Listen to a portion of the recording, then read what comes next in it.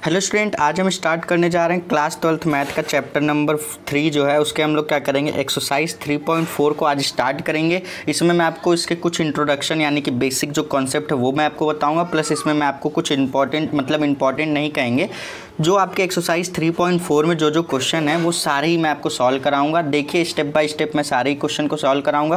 Question solve करने से पहले कुछ बेसिक कॉन्सेप्ट जो कि हमें जान लेना बहुत ज़्यादा ज़रूरी हो जाता है। पहले बात करेंगे तो आव्यूह रूपांतर, जिसको हम लोग elementary operation of a matrix बोलते हैं। ठीक, इसमें हमें करना क्या होता है, इस पूरे एक्सरसाइज में एक बात ध्यान से सुन लो मेरी, एक्सरसाइज 3.4 में पूरे एक्सरसाइज में ही आपको एक काम करना है, सिर्फ और सिर्फ आपको ए बराबर एक मैट्रिक्स दी होगी, आपको ए इनवर्स निकालना होगा। ए बराबर एक मैट्रिक्स दी होगी, कहेगा कि ए इनवर्स निकालो, यानी कि ए जो आव्यूह है उसका व्युत्क्रम निकाल के दिखाओ। तो इनवर्स निकालने के दो मेथड होते हैं। पहला मेथड होता है हमारा रो मेथड, जिसको हम लोग पंक्ति कहते हैं। पहला होता है रो मेथड और दूसरा होता है हमारे पास कॉलम मेथड। ठीक, कॉलम मेथड। ठीक, तो हमारे पास रो मेथड के लिए अलग फॉर्मूला है, कॉलम मेथड के लिए अलग फॉर्मूला है। देखो, जब भी आपको ए इनवर्स निकालना हो, आप रो मेथड से अगर आप निकालना चाहते हैं तो आपको फॉर्मूला लगाना होगा। जब भी आपको रो मेथड से निकालने को बोलेगा क्वेश्चन में कि रो मेथड से आप क्या करो, ए इनवर्स निकालो, तो आप लिखोगे ए इक्वल टू आई ए। ठीक, ए आपका क्या है, ए वही जो आपका मैट्रिक्स दी रहेगी वही आपको लिखना है ए बराबर, और आई आपका क्या है, आइडेंटिटी मैट्रिक्स, यानी कि जो आपका जिसमें डायगोनल पे 1 होता था वही वाला। ठीक, उसी तरीके से कॉलम मेथड की बात करेंगे तो कॉलम मेथड से जब भी पूछेगा तो आपको लगाना है ए इक्वल टू, आप लगाएंगे ए आई। ठीक, इसमें क्या करते थे, ए इक्वल टू आई ए करते थे, और इसमें क्या करेंगे, ए इक्वल टू ए आई करेंगे, सिर्फ इंटरचेंज कर देंगे एक दूसरे से। ठीक, तो इसका अलग मेथड होता है, इसका अलग मेथड होता है। और आपके लिए अच्छी बात ये है कि क्वेश्चन में कभी भी आपसे ये नहीं बोलेगा कि आप रो मेथड से सॉल्व करो या कॉलम मेथड से, वो सिर्फ आपसे बोलेगा कि आप इन्वर्स निकाल के दिखाओ। ठीक,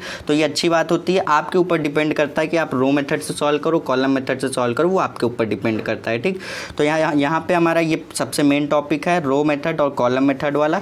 उसी तरीके से हमारा दूसरा जो टॉपिक आ जाता है इन्वर्टिबल मैट्रिक्स विद क्रमरी आव्यूह। ठीक, इसको हम लोग पढ़ लेते हैं। ये क्या होता है सर, इन्वर्टिबल, अगर आपके पास दो मैट्रिक्स दे रखी है, जैसे आपके पास ए बराबर एक मैट्रिक्स दे रखी है और बी बराबर दो आपके पास मैट्रिक्स दे रखी है, तो अगर आप ए और बी का मल्टीपल निकालें वो आइडेंटिटी के बराबर आ जाए, और बी और ए का भी अगर आप मल्टीपल निकालें वो भी आइडेंटिटी के बराबर आ जाए, तो देखो तब हम कहेंगे कि ए का इन्वर्स क्या होगा, ए बराबर क्या होगा हमारे पास, ए बराबर बी इन्वर्स हो जाएगा। कैसे सर, यहाँ पे देखिए हमारे पास है ए बी इक्वल टू कहा जा रहा है आई, तो यहाँ से हम ए इक्वल टू लिखेंगे, बी को इधर भेजेंगे तो यहाँ से हमारे पास हो जाएगा बी इन्वर्स आई। और मैं आपको बता दूँ, जब भी किसी मैट्रिक्स का आइडेंटिटी एलिमेंट्स आइडेंटिटी मैट्रिक्स से मल्टीप्लाई करते हैं तो वही आता है। जैसे आपके पास ए बराबर एक मैट्रिक्स है, आइडेंटिटी मैट्रिक्स से मल्टीप्लाई कीजिए तो ए ही आएगा। उसी तरीके से बी इनवर्स एक मैट्रिक्स है, आइडेंटिटी मैट्रिक्स से मल्टीप्लाई करेंगे तो ए इक्वल टू बी इनवर्स ही आएगा। ये प्रॉपर्टी याद रखना, मोस्ट इंपॉर्टेंट है,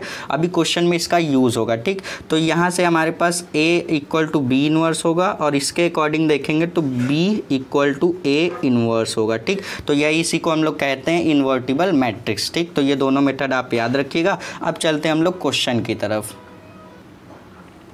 सो स्टूडेंट, बात करेंगे एक्सरसाइज 3.4 के क्वेश्चन की। तो पूरे ही एक्सरसाइज में आपको सिर्फ एक काम बोला है प्रश्न संख्या 1 से 17 तक, टोटल 17 क्वेश्चन, 18 दे रखे हैं, एक ऑप्शनल क्वेश्चन है। तो बोल रहा है 1 से 17 तक के आव्यूह में के व्युत्क्रम निकालिए।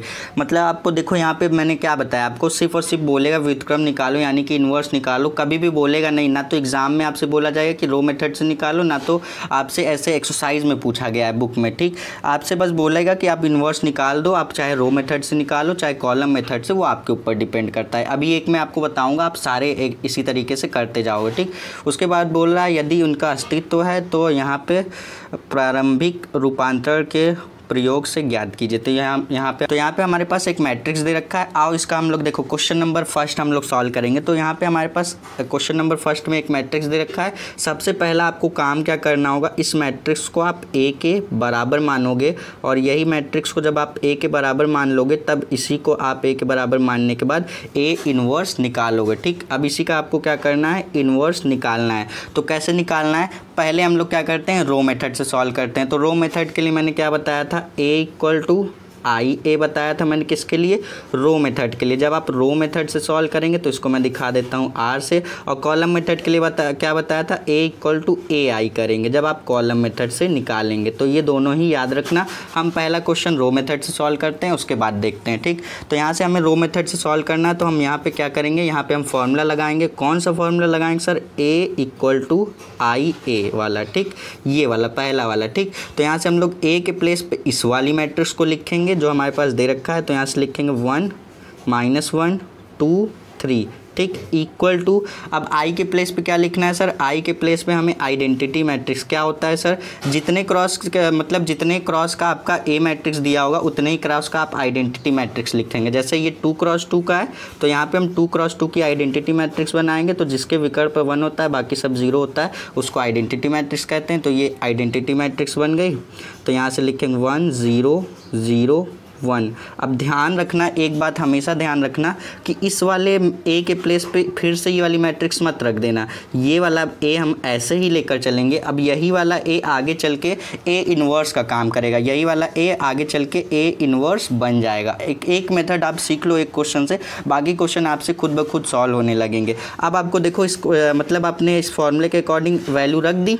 करना क्या है आपको, इस वाली जो आपको लेफ्ट हैंड साइड में जो मैट्रिक्स है इसको आपको आइडेंटिटी मैट्रिक्स बनाना है, यानी कि इस वाले को इस तरीके का बनाना है, इसको आई के बराबर बनाना है। तो सबसे पहले हम लोग क्या करेंगे, देखो ये हमारे पास होता है R1, ये हमारे पास रो कितने हैं 1 2, तो ये R1 रो नंबर 1, ये R2 रो नंबर 2, ये कॉलम और ये भी कॉलम, तो ये C1 और ये C2। तो ये हमारे पास R1 है, यानी कि यहाँ पे हम लोग इसको कहेंगे R1, ये हमारे पास है R1 और ये हमारे पास है R2। ठीक, हम क्या कर रहे हैं, रो मेथड से सॉल्व कर रहे हैं तो सिर्फ R1 की बात करेंगे, यानी कि हम सिर्फ और सिर्फ रो की बात करेंगे। हमें क्या करना है, इसको हमें आइडेंटिटी मैट्रिक्स बनानी है। तो उसके लिए करना क्या होगा सर, उसके लिए 1 तो होता है यहाँ पे, ठीक है 1 है, यहाँ पे हमें 0 बनाना है, यहाँ पे 0 और यहाँ पे 1 बनाना है। ठीक, तो यहाँ पे हम 0 बनाने के लिए क्या करेंगे, देखो ये R1 है, R1 में हम क्या करेंगे, लिखेंगे R1 is replace by, R1 में हम क्या करेंगे कि R1 में 3 से मल्टीप्लाई कर देंगे। देखो R1 में जब 3 से मल्टीप्लाई करोगे तो ये माइनस का 3 बन जाएगा, और प्लस कर देंगे R2 से, R2 की वैल्यू है, देखो जब इसमें 3 से मल्टीप्लाई किए तो ये -3 बन गया, और R2 से जोड़ दिया तो -3 + 3 0 बन जाएगा। तो यहाँ पे हमें 0 की ज़रूरत है, इसलिए हम ये ऑपरेशन लगा रहे हैं। तो यहाँ से लिखेंगे, तो यहाँ से देखो हमारे पास हमें R1 में क्या करना है, 3 से मल्टीप्लाई, तो 1 का 3 से मल्टीप्लाई तो कितना आएगा, 3 आ जाएगा, और प्लस कर देना है R2, तो R2 हमारे पास है 2, 3 + 2 आ जाएगा 5। उसी तरीके से ये देखोगे तो ये R1 हमारे पास दे रखा है -1, 3 से मल्टीप्लाई होकर के -3 प्लस R2 3 है, तो -3 + 3 ये हो जाएगा 0, और R2 में कोई ऑपरेशन नहीं है, तो इसको आपको क्या करना है, एज इट इज़ लिख लेना है, इक्वल टू यही वाला ऑपरेशन आपको जो ये आपने लिखा है उसको यहाँ पर भी लगाना है। जैसे R1 में क्या करना है, 3 से मल्टीप्लाई कर देना है और R2 से जोड़ देना है।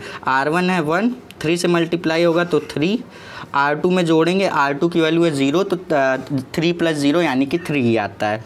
अब उसी तरीके से R1 की वैल्यू है 0, 3 से मल्टीप्लाई करोगे तो 0 ही आएगा। R1 0 + मतलब R2 करना है ना, तो 0 + R2 करोगे यानी कि 0 + 1, तो हमारे पास क्या आ जाएगा, 1 आ जाएगा, और दूसरी वाली रो को एज इट इज़ लिख लेना है, ए कर दिया। अब उसी तरीके से हम लोग क्या करेंगे, अब हमें देखो यहाँ पे 1 चाहिए, 1 0 तो बन गया, यहाँ पे 1 चाहिए, यहाँ पे 1 चाहिए और यहाँ पे 0 चाहिए। तो यहाँ देखो 0 बनाने के लिए क्या करेंगे, ये है 5, ये है R1 ना, तो हम क्या करेंगे, यहाँ से हम लोग लिखेंगे, क्या लिखेंगे, लिखेंगे R2, दूसरी वाली रो की मदद लेंगे और यहाँ पे लिखेंगे R2 में हमें क्या करेंगे, यहाँ पे हम लोग 5 से मल्टीप्लाई करेंगे तो ये 10 हो जाएगा, तो यहाँ पे लिखेंगे 5R2, हमने 5 से मल्टीप्लाई किया तो ये 10 हो गया। R1 में हम 2 से मल्टीप्लाई करेंगे तो ये भी 10 हो जाएगा, और दोनों को माइनस कर देंगे, तो R2 में 5 से मल्टीप्लाई, R1 में 2 से मल्टीप्लाई और दोनों को माइनस। इसी तरीके से करना है, और इसके लिए चाहिए होती ज़्यादातर प्रैक्टिस। जितनी प्रैक्टिस करेंगे आप उतना अच्छे तरीके से आपको कॉन्सेप्ट क्लियर होता जाएगा। तो अब यहाँ से हम लोग क्या करेंगे, देखिए ध्यान से, R1 वाले को एज इट इज़ लिखिए, यहाँ पर 0 बनाने के लिए हम ये ऑपरेशन लगा रहे हैं। ठीक, तो R2 के प्लेस पे, R2 वाली जो रो है उसके प्लेस पे आपको ये ऑपरेशन लगाना है। तो यहाँ पे R2 पे हमें क्या करना है, 5 से मल्टीप्लाई, तो 2 का 5 से मल्टीप्लाई 10 माइनस R1 यानी कि R1 की वैल्यू है 5, 2 से मल्टीप्लाई होकर के 10, तो 10 माइनस 10 ये 0 हो गया। अब R2 में 5 से मल्टीप्लाई, 3 का 5 से मल्टीप्लाई 15 माइनस 2R2, 0 का 2 से मल्टीप्लाई होकर के 0 ही रहेगा, तो 15 आ जाएगा हमारे पास। ठीक, 15 माइनस 0 यानी कि 15 आ गया। ठीक, ये हो गया इक्वल टू। अब यहाँ पर भी वही ऑपरेशन, पहली वाली रो को ऐसे ही लिख लीजिए, दूसरे वाले में ये ऑपरेशन लगाइए। R2 में 5 से मल्टीप्लाई, 0 का 5 से मल्टीप्लाई होने पर कोई फ़र्क नहीं पड़ेगा, माइनस 2R1, R1 की वैल्यू है 3, 2R1 का मतलब 2 से मल्टीप्लाई हो जाएगा। तो यहाँ से देखो, पहले तो R2 की वैल्यू 0 हो गई। ठीक, उसके बाद माइनस 2R1, R1 की वैल्यू है 3, 2 से मल्टीप्लाई करोगे तो आ जाएगा 6, तो माइनस का क्या आ गया हमारे पास, माइनस का आ गया 6। ठीक, उसी तरीके से यहाँ पर भी R2 की वैल्यू कितनी है 5, R2 की वैल्यू है 5। ठीक, माइनस करेंगे 2R1, R1 की वैल्यू है 1, तो 2 से मल्टीप्लाई होकर के 2, तो यहाँ से आ जाएगा हमारे पास 3, और ये वाला A हम ऐसे ही लेकर चलते रहेंगे। अब देखो यहाँ पे हमें चाहिए 1 और यहाँ पे चाहिए 1, ये 0 0 हमारे पास बन गया, क्योंकि हमें एक आइडेंटिटी मैट्रिक्स इसको बनाना है, हमारा पहला टारगेट यही है। ठीक, उसी तरीके से आप देखो यहाँ पे 1 और यहाँ पे 1 बनाने के लिए, ये पहली रो है, तो पहली रो में हम क्या करेंगे, 5 से डिवाइड कर देंगे। R1 is replace by 1/5 R1 में हम क्या करेंगे, 5 से क्या करेंगे, डिवाइड कर देंगे।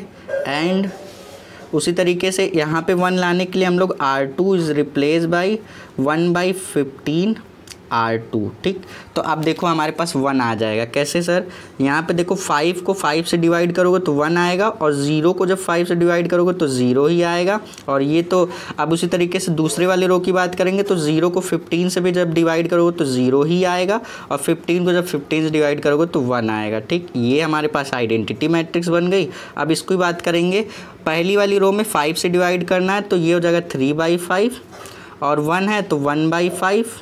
ठीक, ये पहली वाली रो हो गई, और दूसरी वाली रो में 15 से डिवाइड करना है तो माइनस का 6 है तो अपॉन में 15 हो जाएगा, 3 अपॉन में 15 हो जाएगा, और A रहेगा। ठीक, अब आपको करना क्या है, इस वाले A को इधर लेकर आइए, तो ये हो जाएगा A इन्वर्स, इधर A है, इधर आएगा तो A इन्वर्स, और इस वाली मैट्रिक्स को हम लोग क्या लिख सकते हैं, इस वाली मैट्रिक्स को हम लोग I लिख सकते हैं। ठीक, मैंने क्या बताया, ये आइडेंटिटी मैट्रिक्स होती है। यहाँ पे मैंने बताया ना, I बराबर हम लोग इसको I से दिखाते हैं। ठीक, तो I बराबर हमने क्या किया, इस वाली मैट्रिक्स को I के बराबर मान लिया, इक्वल टू, अब यहाँ से हम लोग लिखेंगे 3/5, 1/5, इसको हम लोग 3 कैंसिल करेंगे तो माइनस का 2/5 आ जाएगा, और इसको हम लोग कैंसिल करेंगे तो ये हमारे पास 1/5 1 अपॉन कितना आ जाएगा, 1/3 5 × 15, तो ये आ जाएगा हमारे पास। अब देखो मैंने आपको प्रॉपर्टी क्या बताई, मैंने आपको प्रॉपर्टी बताई, अगर आपके पास A एक मैट्रिक्स है, उसका आप आइडेंटिटी मैट्रिक्स से मल्टीप्लाई करोगे तो A ही आता है।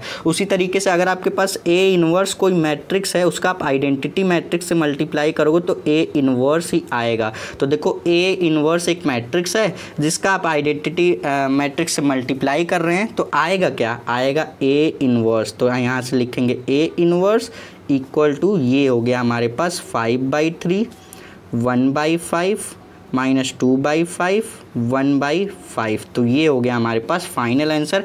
इसी तरीके से हम लोग क्वेश्चन को सॉल्व करते हैं। ये मेथड सीख जाइए आप, जिस दिन ये मेथड सीख जाएंगे आपके बोर्ड एग्जाम में आपके 5 से 8 नंबर बिल्कुल सेफ हो जाएंगे, क्योंकि इस टाइप के क्वेश्चन आपके पूछे जाते हैं। थोड़ा सा कॉम्प्लिकेटेड लग रहा होगा, लेकिन आप जब प्रैक्टिस कर लेंगे, जितने 17 क्वेश्चन दे रखे हैं उसकी प्रैक्टिस कर लेंगे तो आपको अच्छी तरीके से समझ में आ जाएगा। अब चलते हैं नेक्स्ट क्वेश्चन की तरफ।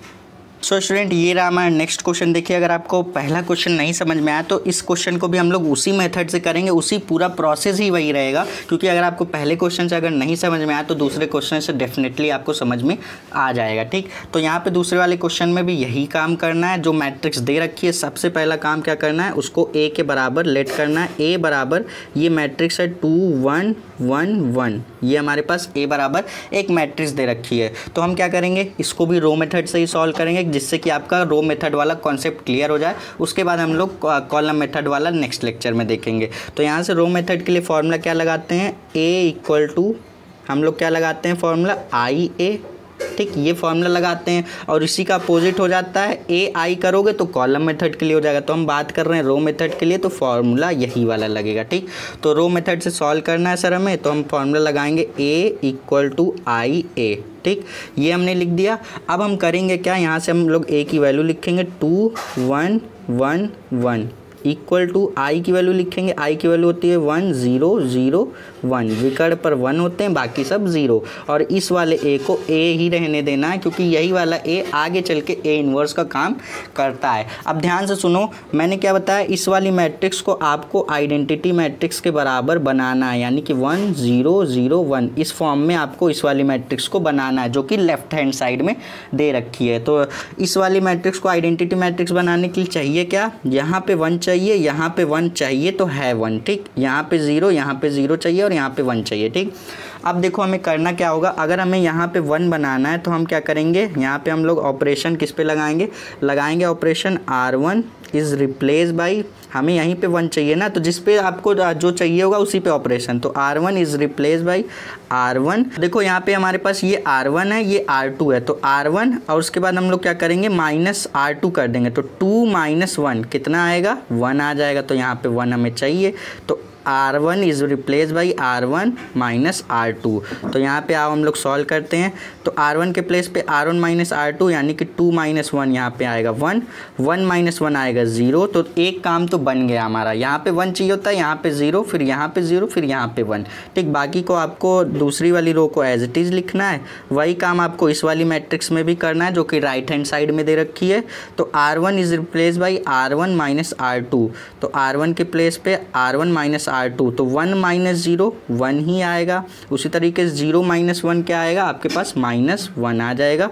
और दूसरी वाली रो को आपको कुछ नहीं करना है, ऐसे ही लिख लेना और इस वाले ए को भी लेते हुए चलना है। अब हमें ये ए 1 मिल गया, यहाँ पे भी 1 मिल गया। अब यहाँ पे अगर 0 बन जाए तो बन जाएगा हमारा काम। अब हमें यहाँ पे 0 बनाने के लिए हम क्या करेंगे, यहाँ पे लिखेंगे R2, हमें यहाँ पे 0 बनाना है ना, तो कौन सी वाली रो में 0 बनाना है, दूसरी वाली रो में, तो R2 is replace by R2 minus क्या कर देंगे R1। क्यों सर, क्योंकि R2 की वैल्यू भी 1 है, R1 की वैल्यू भी 1 है, 1 - 1 कर देंगे 0 आ जाएगा। तो यहाँ पे लिखेंगे, पहली वाली रो में कुछ नहीं करना है, ऐसे ही लिखना है। अब R2 के प्लेस पे R2 माइनस R1 करना है, तो इसमें से इसको माइनस करना है, तो यहाँ पे ये हो जाएगा 0, 1 - 1 0। उसी तरीके से 1 - 0 यानी कि आपके पास आएगा 1 इक्वल टू, यहाँ पे भी वही करेंगे।